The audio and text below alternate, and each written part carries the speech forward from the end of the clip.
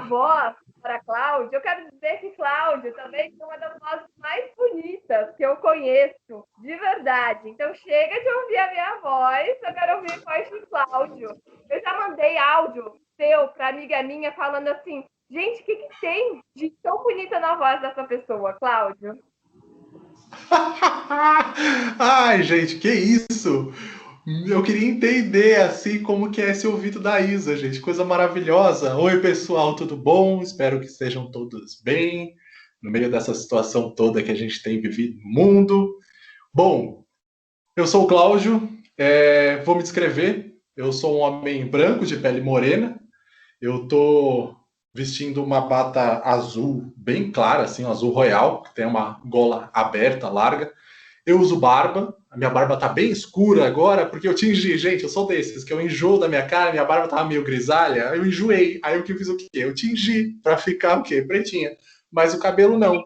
E meu cabelo Hoje. é isso, gata, é a barba tingida aqui, ó, um castanho escuro. E aí, meus dentes, eles são grandes e brancos, então dá uma destacada assim maior.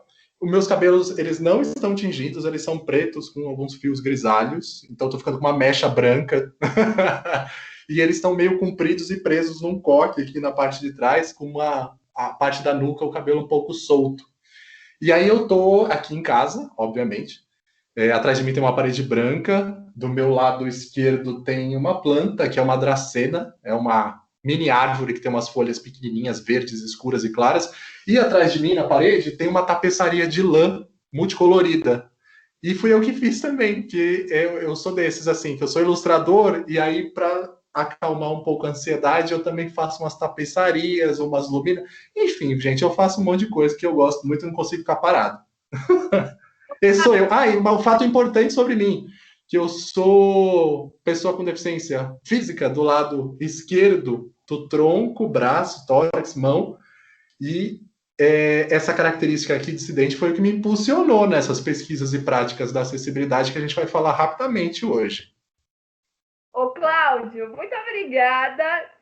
Eu sei que você também arrisca umas libras, né? Que a gente falou de voz, mas você também se expressa em libras. Você tem É, sinal? eu tenho meu sinal é a letra C, tem aqui a letra C com a minha mão direita, eu estou fazendo, aí o polegar aqui na testa e vibra e sobe. É a letra C na testa, vibra e sobe, porque meu cabelo sempre foi volumoso e ondulado, então tem esse C aqui de Cláudio vibrando e subindo o meu cabelo. E você falou da voz, eu acho muito curioso, que você, assim, é uma das únicas pessoas que eu conheço que já falou alguma coisa da minha voz, porque eu, particularmente, me acho um pouco fanho. Vou até descrever a voz, que eu sou o quê? Fanho. A minha voz é anasalada, eu sinto minha voz sair aqui da região da face, ainda mais agora que eu tô, né, assim, com um pouco de sinusite, aí fica mais forte ainda, gente. E eu perdi um pouco da audição do ouvido esquerdo aqui, então eu não sei mesmo como que é a minha voz. Sua voz é muito bonita, tá? E a minha amiga me falou que a sua voz, você saboreia as palavras para falar e os sons das suas palavras saem muito bem definidos. Então, a sua voz é fanha, pode ser fanha, mas ela é muito bonita.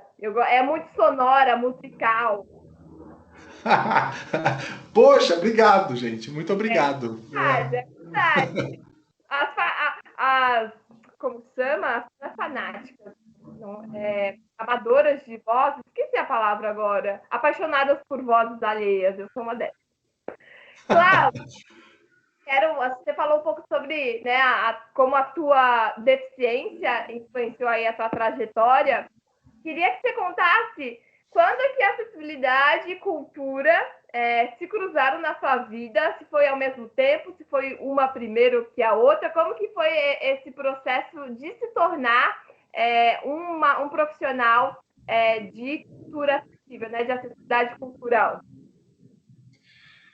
É, é uma trajetória que ela está intrínseca com a vida, né? Assim, a relação no meu caso, né, assim, do trabalho e da minha vida, as coisas elas meio que se misturam, elas se fundem. Bom, eu nasci com deficiência, né? Eu nasci com uma deficiência congênita, né? Com essa deficiência física. Mas eu costumo dizer para as pessoas que a gente pode nascer com a deficiência, mas a gente só toma consciência dela ao longo da vida. Algumas pessoas de uma forma assim muito rápida, né? Outras que levam um pouco mais tempo, né? Assim, a minha consciência sobre ser um homem cis, branco, com deficiência veio por volta ali dos 20 e poucos anos, gente. Foi tardio. Ou seja, metade da minha vida, porque agora eu tô com 40, né? Como a Isa falou, né? Que eu nasci em 1981, que é o ano declarado aí pela, pela Declaração dos Direitos da Pessoa com Deficiência.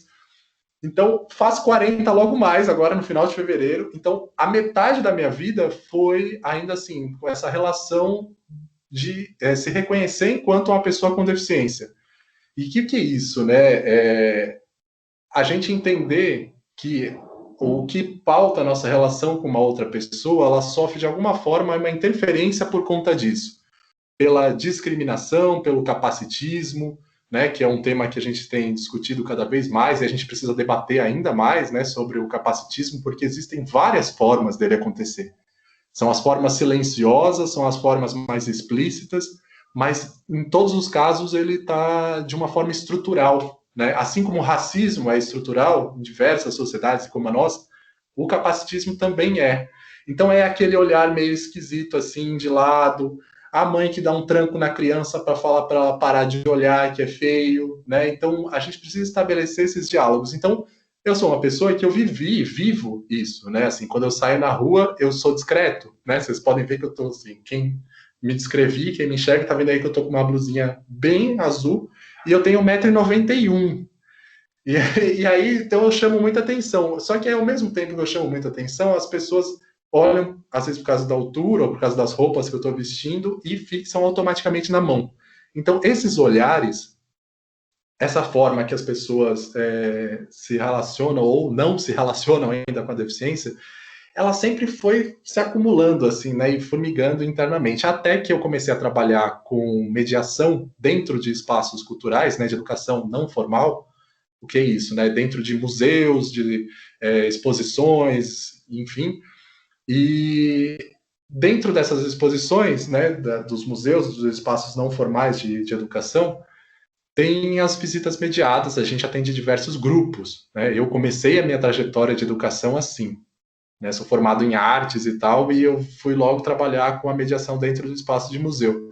E eu percebia que quando chegavam grupos ou pessoas com deficiência, parte dos meus colegas de equipe, eles não queriam atender. Eles tinham um certo constrangimento, um desconforto em atender pessoas com deficiência. Ou de terem pessoas com deficiência em grupos de pessoas sem deficiência. E aí, automaticamente, as pessoas começavam a olhar para mim e falar assim: você não quer atender? Porque fazia aquela associação. Às vezes chegava um grupo de crianças com síndrome de Down, mas aí associava o quê? Eu tenho deficiência, as crianças têm deficiência, gente, deu match aqui, atende você. Era mais ou menos isso que acontecia e que aconteceu comigo, e aí eu fui um pouco que impelido, impulsionado, assim, a isso também, e o que aumentou as minhas reflexões, porque era uma forma também de discriminar silenciosamente. Por que as pessoas sem deficiência não queriam ou se sentiam desconfortáveis, né, em mediar, em se aproximar desses grupos que tinham pessoas com a deficiência? Daí eu comecei a me aprofundar nessas relações de mediação, até um dia muito memorável, em que eu recebi um grupo. Isso eu vivo contando essa história, talvez algumas pessoas já conheçam. Tem até uma publicação que eu conto ela, mas eu recebi um grupo de crianças, assim, de 9, 10 anos, e as crianças, eu falo, gesticulo bastante com as mãos, né, assim, talvez dê para perceber. E aí, na introdução, quando a gente faz um acolhimento de grupo para receber, para entrar numa exposição, né, para conhecer as pessoas, as crianças conhecerem a gente, né, tô falando criança, mas vale para adulto também. Rapidamente as pessoas percebem a minha deficiência, né? Porque eu gesticulo bastante, uma mão num tamanho grande, né? Porque eu tenho 1,90 m, a outra mão bem pequenininha. E aí fixam na mão, feito gato, no laser point, sabe? Quando a gente brinca com gato, com laser point, o gato fica seguindo, as pessoas fazem isso com a minha mão, para querer ver. E aí as crianças fixaram na minha mão, só que de um jeito um pouco diferente, porque no meio assim desse acolhimento, uma delas falou: olha, a mão dele é igual a do Pedro. E aí empurraram o Pedro para frente, que era um moleque que tinha a mão igualzinha à minha. Só que não era a mão esquerda, era a mão direita, no caso dele. Mas era idêntica. Então, assim, aquilo reverberou de uma forma em mim, porque era, assim, inícios dos anos 2000, sabe? Não tinha Instagram, tinha Orkut, gente, nessa época. Era o que tinha. E aí, o que aconteceu? Eu tinha pouco contato com pessoas com deficiência, a não ser quando eu recebi os grupos assim dessa forma. Então eu tive que furar minha bolha, assim como você, né, Isa, também furou sua bolha e foi atrás ali das relações com as outras pessoas de outras características. E aí foi assim que eu comecei a perceber que somos muitos, né? Somos diversos, a gente está em diversas esferas de participação social. E quando eu vi esse moleque, eu falei, cara, provavelmente é a primeira vez que ele vê uma pessoa com deficiência como a dele. E era, de fato, isso ele me falou, que ele nunca tinha visto. Tanto que o grupo começou a zoar, falando assim, ele é pai dele, eles são do mesmo planeta, e aquelas coisas que as crianças fazem, tipo, a deficiência. Foi tipo isso, assim, gente, tipo alienígenas. Então, é isso, da gente ver a deficiência, que umas pessoas veem a deficiência como uma coisa fora desse mundo, fora do padrão. E aí ele falou na hora, não, cara, a gente já tá aqui, né? Temos esses alturas, cor de pele, formas e dissidências aí bem diferentes uma das outras. Então, esse menino mexeu muito comigo, e aí eu comecei a investigar cada vez mais a minha própria identidade enquanto pessoa com deficiência, e também os estudos relacionados à educação não formal, educação em espaços culturais voltados à pessoa com deficiência. E aí, no meio disso, eu recebi nada mais, nada menos que a Dorina Noil, numa dessas exposições. Gente, a Dorina Noil, ela é uma das grandes percursoras mundiais dos conteúdos para pessoas com deficiência visual e cegas. Então, aqui em São Paulo, para quem não conhece, tem a Fundação Dorina Noil, e eu, assim, caí numa mediação, eu fui convidado assim, a mediar uma exposição para ela e para Viviane Sarraf, que é uma grande pesquisadora também da acessibilidade aqui no Brasil, e foi um baita aprendizado. Então, assim, eu era o educador de uma exposição que estava mediando conteúdos para duas pessoas gigantescas, assim, sabe? A Dorina Noil e uma grande pesquisadora. Então, eu aprendi muito com a prática. Era aí que eu queria chegar. Porque foi através da prática, claro que eu estudei, eu me formei, né, em artes e tudo mais. Na minha formação, ninguém falava nada de deficiência, mas na prática foi que eu fui aprendendo essas relações. Então, mediando, encontrando pessoas, encontrando profissionais. Então, é essa rede assim de capital social também que a gente vai formando, é o que são os tijolinhos da nossa identidade, sabe? O quanto isso repercute na nossa formação. Então foi meio que assim, sabe? Foi no contato direto que essa relação de eu me identificar como pessoa com deficiência e ser um trabalhador da cultura, juntou as duas coisas, o contato com o público, e eu, uau, tô aqui. Conhecendo pessoas maravilhosas feito você. Que gente.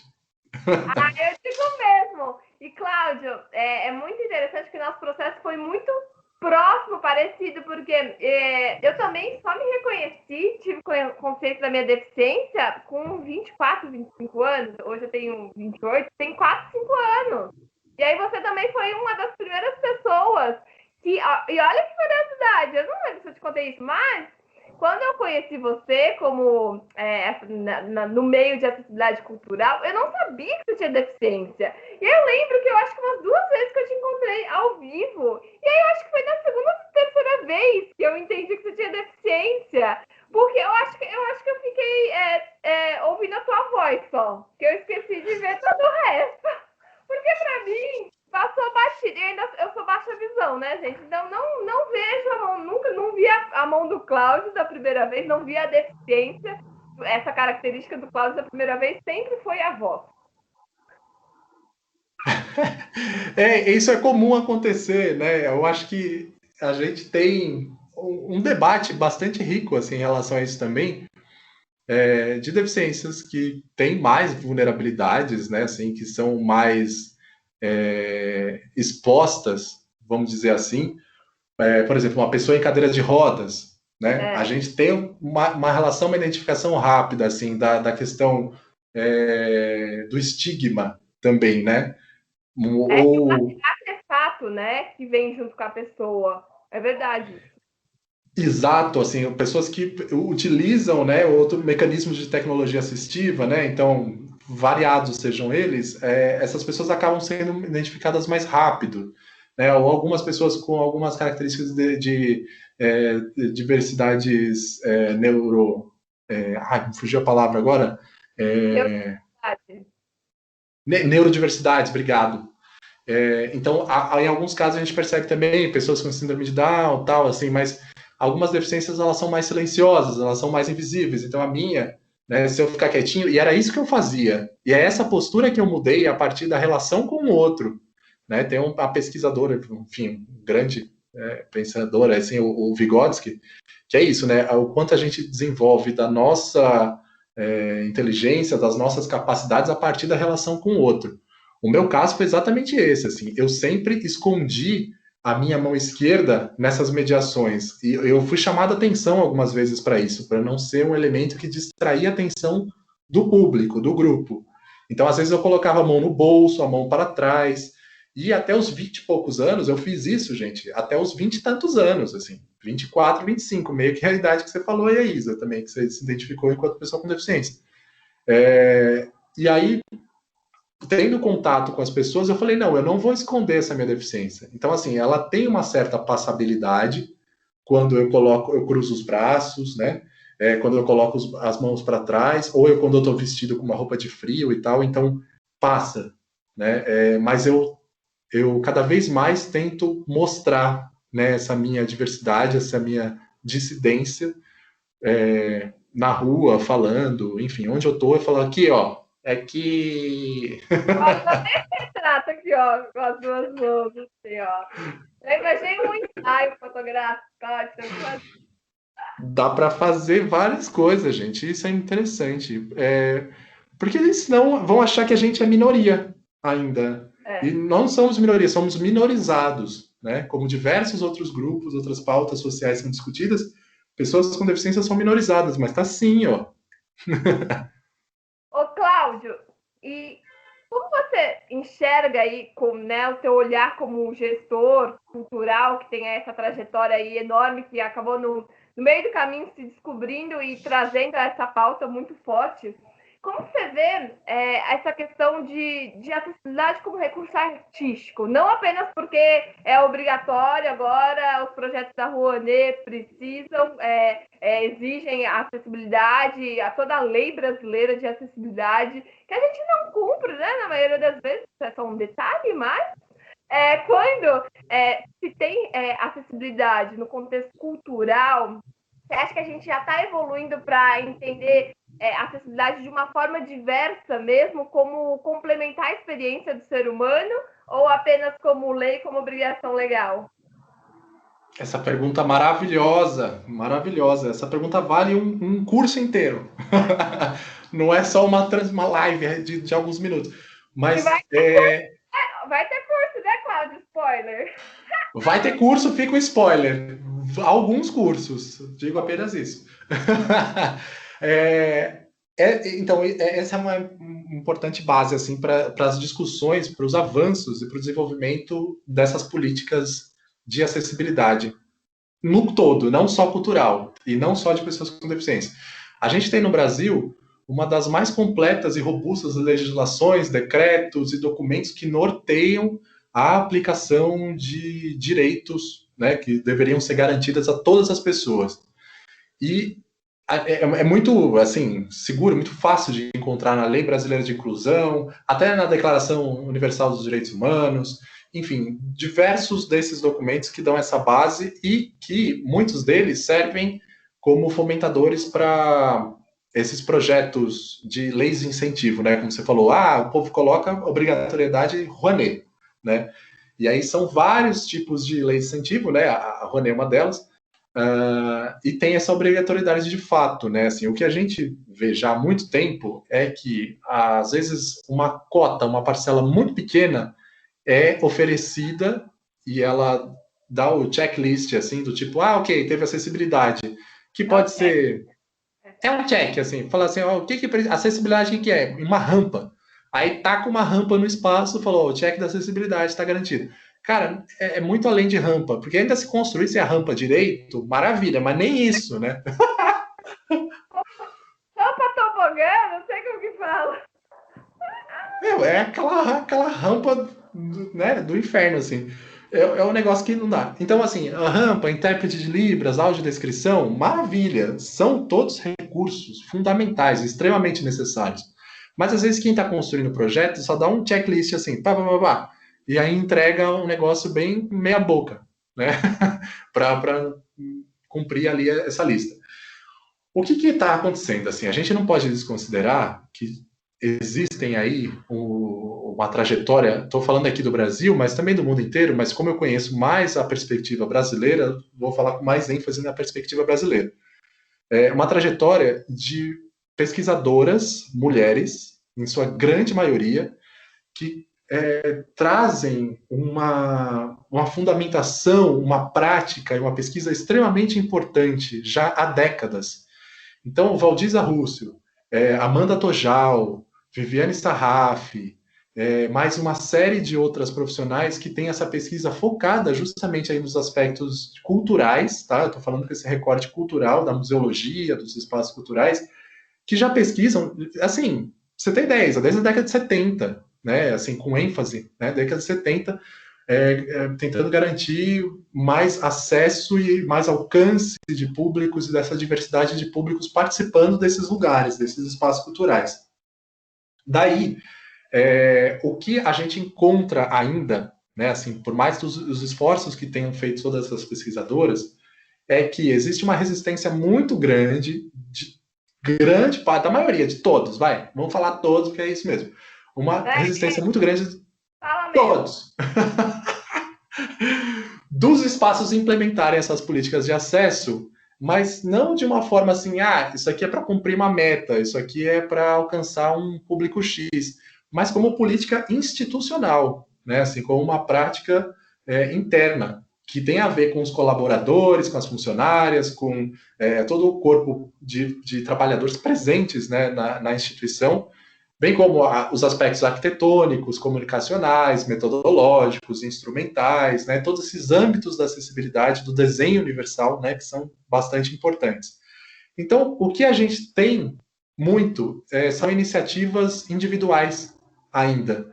Quando falo individuais, não estou falando assim, às vezes só uma pessoa na instituição. Não, às vezes é um grupo muito pequeno na instituição, 2 pessoas, 3, que tem essa mobilização para ter uma alteração de política institucional que leva muito tempo. E é comum, né, aqui no Brasil, uma troca recorrente de corpo de funcionários dentro dessas instituições. Eu passei muito por isso. Eu trabalhei em um monte de instituição, que nem você falou, por conta disso. São contratos, às vezes temporários, ou são projetos temporários. O projeto acaba, a pessoa vai embora, se esvazia todo aquele conteúdo. Então, a luta, o que a gente está... Qual o panorama de agora? Temos pesquisas, temos indicadores, temos possibilidades extremamente ricas, né, e bastante fundamentadas. O que a gente precisa é trabalhar para que isso seja implementado institucionalmente, né, que todos os lugares tenham no seu pensamento de diretoria, de gestão, a acessibilidade, o conceito geral da acessibilidade, para populações vulneráveis, para deficiências e assim vai. Aí, para não falar que todas, vamos citar alguns exemplos assim, né? As políticas do SESC, por exemplo, elas são bastante abrangentes para esses aspectos. Isso é bastante interessante. Do Itaú Cultural também. Né? Itaú Cultural aqui em São Paulo, o SESC, que tem diversas unidades aí espalhadas pelo Brasil, algumas com mais, outras com menos, né? Recursos de acessibilidade e outros fatores aí internos de gestão. Mas temos sim um avanço, temos essa perspectiva histórica de pesquisas, né, desses nomes que eu citei, e agora o passo grande é esse, né, utilizar esses recursos de aspectos assim para um fomento criativo, Então, não é porque num checklist assim de colocar libras lá. Então, assim, pensar como a língua brasileira de sinais ela pode compor com o conteúdo de uma exposição, de uma programação cultural, como participante, né, como atuante nos diálogos, nas mediações. E aí, quando eu falo diálogo e mediação, não é na conversa com a educadora, com o educador, mas está relacionado a publicações, está relacionado a performances, ao conteúdo artístico que é apresentado. Porque oferece muita coisa para a gente, pessoa com deficiência. Mas a gente, pessoa com deficiência, como proponente, né? Falar assim, aqui um grupo de dança, um grupo de teatro com pessoas com deficiência, não estou nem falando de exclusivamente de pessoas com deficiência, mas que tenham, né, essas pessoas aí juntas, é esse caminho que a gente precisa enfatizar, sabe? Que a gente precisa conquistar e juntos, né? Não é conquistar nós, só pessoas. Essa não é uma luta só da gente, pessoa com deficiência. Essa é uma luta de todo mundo, né? Porque isso traz benefícios, isso traz potencialidades assim de imersão para todo mundo. Né? Eu falo pra caramba, viu? Você tem que me cortar. Se deixar. Gente, não, Aqui. porque você incrementa muito o diálogo, esse tema tem uma vivência muito grande. Então, pode compartilhar. Eu compartilho assim, eu fico aqui do outro lado. É isso. Porque a gente fala, né, Cláudio, muito né, sobre o recurso, mas não fala sobre a pessoa com deficiência criando junto, né, expandindo as linguagens de artes. A gente falou aqui um pouco do começo de deficiência visível, e nós temos deficiência visível, a gente percebe muito impacto da visão mesmo. Como a gente é uma sociedade muito visual, cada vez mais enfatizamos a visão com esse mundo de informações, de imagens e vídeos que a gente cria. E a gente deixa escapar outras vivências, né? Outras formas de imersão e de conexão que é por conta mesmo do nosso preconceito e do modus operandi que a gente tem em sociedade. Então, é um movimento muito forte e você trouxe, tem um grupo de artistas, de pessoas, pesquisadores que estão trazendo isso e a gente realmente é uma força diária de movimentar, de falar que não é um checklist, né? Então, Exato. não, super obrigada por os seus comentários. Tem uma pessoa que eu. Tem assim, na verdade, diversas artistas com deficiência. Que eu até gostaria de comentar aqui, assim, de deixar já citado, porque tem muita gente que fala. Oi, como é que é? Picotou. Faça isso que depois eu ainda coloco nos comentários os DJs Mara! pra gente divulgar. Vou passar. Porque tem muita gente que fala assim, mas não tem. Eu mesmo vejo que fala assim, não tem tantas pessoas com deficiência assim, né, no mundo, não, quase 1 bilhão, né? Para só um pouco mais de 1 bilhão, quase não tem. Pouca, quase nada, assim. A gente precisa ver qual é que é esse ciclo de amizades que as pessoas estão convivendo, né? Convivendo só entre iguais, assim, aí a pessoa acaba entrando nessas piras falando que não tem muita pessoa com deficiência. E da mesma forma falam que, assim, não tem pessoas produtoras de conteúdo com deficiência. Produtora de conteúdo que eu falo conteúdo cultural, né? Performances artísticas, etc. Tem gente pra caramba. Tem aí. Vou citar alguns, eu acho que eu vou ser injusto, porque eu não vou lembrar o nome de muita gente. Mas tem Marcos Abranches, né, o bailarino e coreógrafo. Tem Stella Lapone, também bailarina e coreógrafa, que é uma pessoa muito importante na minha vida, porque ela escreveu o Manifesto Anti-Inclusão, né, que é aquela que é fantástico. Vai colocar o nome aí? Coloca o nome e o link. Essa ideia de... Falar sobre anti-inclusão, né, Cláudio? Vai continuar isso aí. Arrasou, arrasou. Por que isso, Manifesto Anti-Inclusão? Aí eu começo a falar da artista, imagina. Chama ela para falar aqui que ela vem. Se chamar ela, ela vem. Estela maravilhosa. Então, tem ela. Tem um coletivo que é muito legal chamado O Grão, que é uma dramaturga que coordena esse coletivo. É uma dramaturga sem deficiência, a Cíntia Alves. E ela tem um trabalho com o Edgar Jaques, com toda uma galera do corpo, né, desse coletivo, que são pessoas com deficiência visual, são surdas e variadas características. Inclusive, ela organiza um museu digital, né, um museu online, que é o Vozes Diversas. Então, no Vozes Diversas que tem no YouTube também tem essas referências, esses depoimentos de diversos artistas com deficiência. Tá? E assim vai, tá? Tem mais gente aí. Sem contar influenciadoras, né? Influenciadores que a gente encontra no YouTube, TikTok e assim vai. É uma onda bastante rica, assim, eu vejo isso como muito positivo, e a gente só precisa ter aquela cautela de não ficar só na superficialidade, né? Porque todas essas pessoas que trabalham com as mídias, elas mobilizam grandes públicos e elas têm grandes oportunidades de ser uma porta, assim, para essas reflexões. Então, quem? Pequena Lu. Gente, o pessoal fantástica, né? É, e aí, essas pessoas elas podem estabelecer diálogos culturais, obviamente. As mídias digitais elas são produtos culturais também. E eu acho que a gente precisa unir forças para esses aspectos criativos na cultura serem cada vez mais presentes, né? Isso num show, isso num teatro, isso dentro de uma exposição, um audioguia que seja multilingüe, né? Que seja com vários formatos assim de leitura, publicações que deem essas opções também de áudio, né? Como a gente transformou, né, Isa, o Mediações Acessíveis, uma das ações Faz exatamente. E a gente transformou uma publicação em podcast, né? E a gente não está dizendo que assim, esses áudios são para as pessoas com deficiência visual e cegas. Não, é um podcast. Ouve quem quer, assim, quem tem audição, ouve. Quem não tem audição, tem a transcrição em texto e tem a introdução em Libras. Então, a gente proporciona múltiplos formatos para se terem o acesso. Né? O acesso ele se dá, às vezes, não verbal. Né? Tem a gente que gosta de falar pra caramba, né, Isa? Eu e você. A gente fica muito no verbal, mas tem formas de mediar não verbal também, né? As artes, as ilustrações, né? E assim vai. Acho mara. Vamos passar uma lista. Não, vou ter que colocar todas as referências aqui. Ô, Cláudio, ai, quase derrubei o copo d'água. Mas, para a gente terminar aqui, eu ia fazer um último comentário que eu ia falar. É sobre os acessos, né?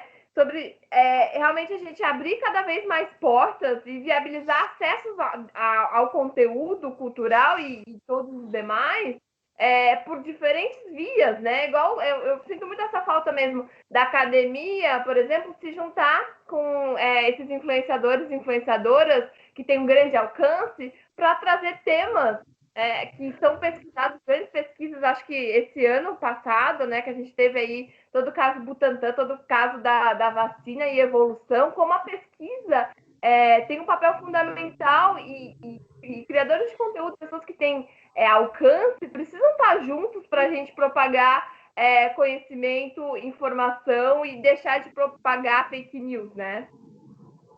Exatamente. Porque não é descartar formas de se comunicar, né? A gente não está falando que o certo é academia e que o certo é tal formato. Eu acho que se complementam, né? E se complementam contra esse mal que é a desinformação, ou pior, né? Que nem se falou, a fake news, né? Que é uma informação falsa, uma informação perversa. E isso a gente precisa, quando eu digo assim, ampliar, né, essas discussões, entre a gente também, pessoal com deficiência. Porque tem muita gente sem deficiência que acha, puxa, eu não conheço o suficiente, porque eu não convivo, eu não sou pessoa com deficiência, eu preciso conviver mais e tal. Às vezes nem sempre, porque às vezes a gente convive com uma pessoa com deficiência que ela é completamente reaça.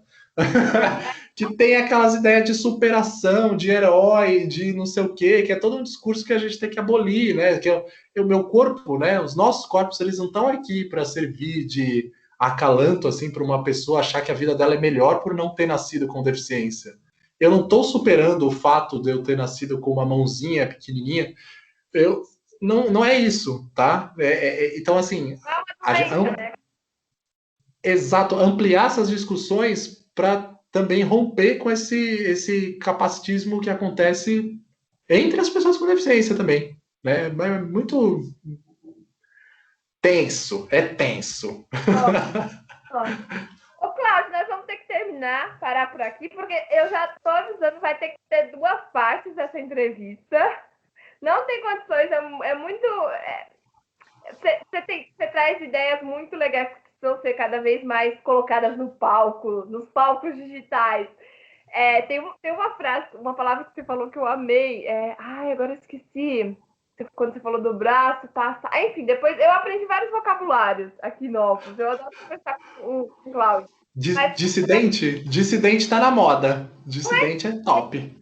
quando você falou do braço, quando você consegue escondê-lo, você falou passagem, tipo, Ah, uma passabilidade, né? Assim, que é tipo, pá, pá. passabilidade. Gente, eu nunca ouvi essa expressão, eu achei lindo, a Não, forma. mas ela não é minha, não, tá? É uma expressão que já corre aí É, em outros aspectos, principalmente étnico-raciais. Né, assim, então, isso que é interessante, eu não paro de falar, mas é isso, só para complementar, que a gente precisa juntar força com as outras pautas, né? Étnico-racial, mulheres, etc, etc, juntas, sabe, o rolê? Acabei. tá vendo? Eu não sabia que era uma pauta, é um termo, uma expressão já utilizada e como complementa uma a outra. Então, muito adorei e vamos se juntar cada vez mais. Quero terminar aqui. Vou deixar todas as referências que o Cláudio passou. São coletivos, são pessoas que estão fazendo a diferença e estão produzindo, né, pesquisa no país e movimento. E aí, nosso objetivo e missão maior aí, eu, Cláudio, e todas as pessoas aí que querem se movimentar e se juntar ao movimento, é institucionalizar mesmo a acessibilidade, o design inclusivo e a pauta de deficiência, que é uma pauta universal. Então, quero terminar, senão a gente não para de falar, falando para vocês seguirem Cláudio, Rubino. Seu perfil é fechado ainda, Cláudio? Meu perfil é fechado, eu sou uma pessoa tímida, mas ele tá lá, eu sou uma pessoa pública, porém fechada. Mas pode pedir lá para seguir e tal. Tá, se alguém. Aí, vocês estão do outro lado da tela, dá uma tentada, pede, solicita, vamos ver se o Cláudio vai gostar da cara de vocês. Que Também, né? horror. O LinkedIn, né? Que aí o LinkedIn é Tem o público. LinkedIn. O LinkedIn é super público, tal. Preciso atualizar, mas é público, super, tá lá. Vão lá ver o portfólio um breve portfólio de ilustração do Cláudio de 26 anos. Ah, tem algumas coisas lá. E eu fui bailarino também, esqueci de falar. Mas eu dancei, gente. Você falou de palco, dancei também. A dança específica ou não? Clássico espanhol e flamenco. Tem vídeo na internet? Tem vídeo, vídeo velho, né? Porque eu era jovem, eu era bem jovem. E aí, aí fica uma pauta, é uma pauta para uma outra conversa, porque é falar assim do corpo com deficiência na dança. Não, para, senão a gente vai ter que terminar. Eu vou parar. Gente, vamos dar tchau, ok? Depois eu vou combinar um rolê com o Cláudio, porque não é possível essa pessoa. Sem Que condições. até Você quer falar mais alguma escureceu. coisa pra gente encerrar? Não, tá maravilhoso. Ó, você viu que escureceu, mudou a luz aqui, ó. Parece que tem um disco voador na minha cara, mas é porque escureceu. Acabou aqui, tô só com o LED. Não tem, tá na moda coisas caseiras, entendeu? Gente, tchau então. A gente depois trago mais Cláudio. O pessoal vai querer tudo você agora. Bora lá, gente, juntar força. Beijo. Ei, peraí que eu vou parar de filmar aqui. Um segundo. Parar.